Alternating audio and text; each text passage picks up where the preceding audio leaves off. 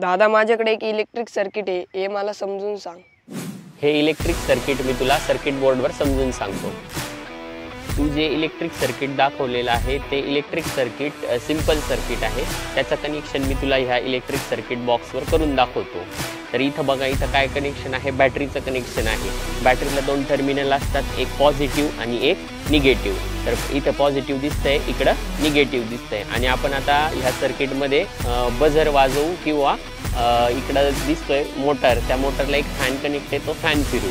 तर ह्याच्यासाठी आपण सिंपल कनेक्शन यूज करणार आहे. ते कनेक्शन करण्यासाठी आपल्याला वायरिंगची गरज असेल, तर आपण इथे ह्या काही वायर घेतलेल्या आहेत आणि त्या वायरी कनेक्ट करून तुला मी सर्किट बनवून दाखवतो. आता ह्या सर्किटवर आपण मोटरला फॅन कनेक्ट आहे, तो फॅन फिरू, सिंपल सर्किट तयार करू.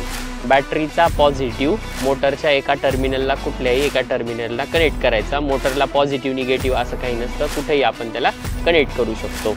आणि बॅटरीचा निगेटिव्ह मोटरच्या निगेटिव्हला कनेक्ट करायचा. त्यामुळे हा फॅन फिरेल आणि सिंपल सर्किट आपला कंप्लीट होईल.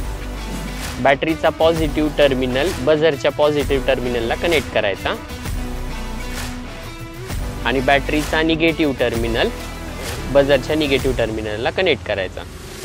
हे सर्किट कंप्लीट होईल आणि बझर आवाज करेल.